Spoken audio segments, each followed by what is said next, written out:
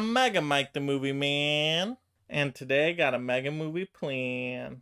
Today I'm back with another mega video for you all. We are now on episode 2 on the road to the Batman release, and today we're going to be reviewing Batman Returns. So yes, I'm going to be going over my thoughts on this movie. I'm going to give you the good, the bad, and my recommendation on whether you should go back and watch this one or not. So stick around towards the end of the video for that recommendation. Also, I'll be doing a full unboxing of the 4K of this movie, going over the audio and visual quality and showing off the disc. So stick around throughout the entire video for that unboxing. But without further ado, let's get started. You didn't invite me, so I crashed! Now to get into the good of the movie.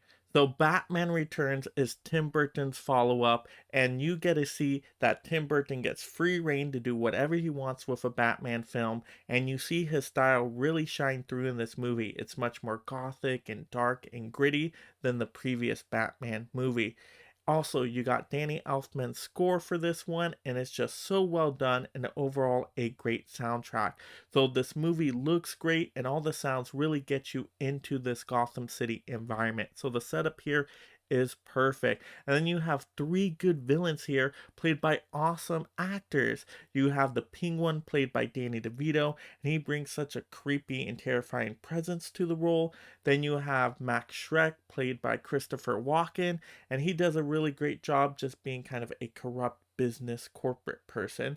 And then you have Michelle Pfeiffer playing Catwoman. So all 3 of those villains work together well in this movie. Sometimes they're having evil schemes together, sometimes they're against each other, but overall I think for having this many villains, this movie script handles it very well. And there's a solid and interesting story here. You have the Penguin trying to get revenge on Gotham City and his parents for disowning him, so he wants to get rid of all of Gotham City's firstborn sons.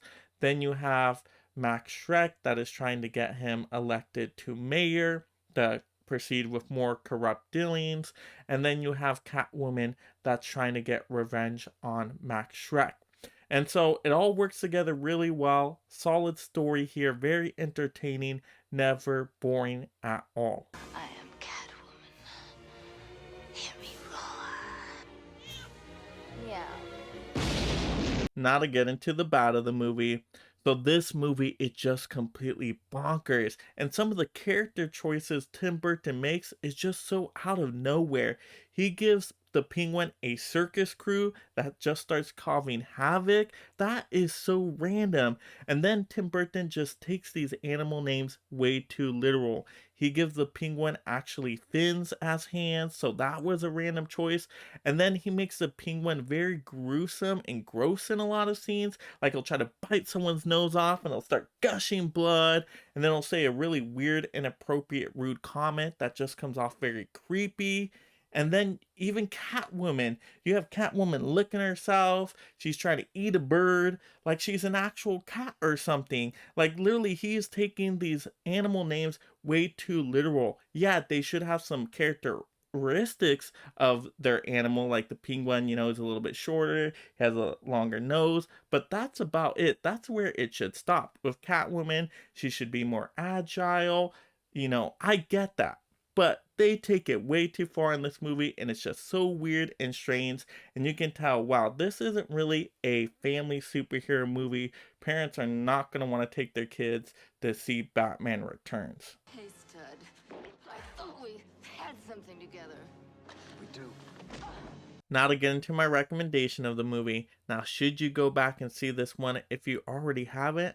Absolutely. I do think this is a really solid film. It is fairly entertaining. Now, even though it gets really weird at times and it loses its believability, that will happen in this movie, but overall, it's not boring. It is entertaining. And just to see some of these amazing performances by these actors, I think it's well worth it. I think you're going to have a decent enough time with it, especially if you've never seen it before. I think you'll get some kind of enjoyment out of it. Just get to enjoy that wacky Tim Burton-ness just for a little bit. I think you will have some fun with this one. You missed. Now to get into unboxing the 4K of this movie. Now this is the Batman Returns 4K copy out of that classic anthology set on 4K. So let's take a look at the front cover. And I do like this front cover a little bit better than the last one. I like the different shades of purple and the three characters they chose to show off. You got Batman, Penguin, and Catwoman. Now, I still don't like the white space in the background and Gotham City being in white because you can't really see the details with it.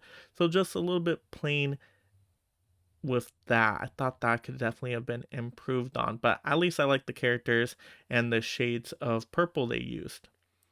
Next, you just have the title on the spine, nothing special there. And then if you want to zoom in on the back, you can take a look at the special features. Now, I don't think these are a lot of new special features from what has been released on previous releases, but let me know in the comments below if I'm incorrect on that. Should I be checking out some of these special features, or are any of them new to the 4K copy? Now, the 4K Ultra HD with the HDR is fantastic on this movie, just really well done. I thought everything shined through really nicely in the movie. Everybody's clothes and costumes and hair, you could really tell details. Also with the snow, that just looks so great in the movie. And you could even tell when Selina Kyle is crying, her tears definitely really, come through with the HDR on this. So I could definitely tell the HDR a lot more on this film than the previous one. So to me, this 4K copy for the visuals is just perfect. And then let's not forget the audio. The true Dolby Atmos soundtrack is just perfect with a movie soundtrack like this, especially with Danny Elfman's score. It just comes through really nicely, and I could just really hear this movie. It was just a great movie to watch and listen to. To me, I think the audio and visual quality on this film was really, really good. Great quality, can't go wrong with it, especially if you only have the classic DVDs. I would say the 4K is such a needed upgrade, just done so well. Now let's open this up and take a look at the disc. So I like how they continue with the same shading color of going with purple on the disc to match the front cover. But nothing super unique and special with the disc. Same from the first movie, just the different color of the purple. So you got the bat symbol, you got Gotham City with the bat signal in the sky. So nothing super fantastic about the disc, but at least they do the same color as the front cover, so that's better than nothing.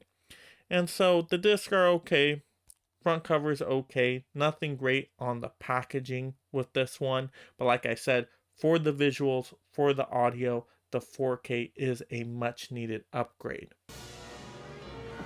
So that will do it for today's mega review of Batman Returns. Let me know in the comments below, have you seen this movie and what did you think of it? Also, if you're just discovering my channel for the first time, make sure you subscribe right now. I'm going to get you more of these movie review Batman episodes with plenty other movie reviews. Going to get you more movie rankings, movie news, movie haul videos, you name it. We talk everything movies on this channel. I don't want you to miss any of that entertainment value, so subscribe right now. Turn on that notification bell so you don't miss when I post a video. Also, like the video. And this is Mega Mike the Movie Man reminding you to make every day a movie day.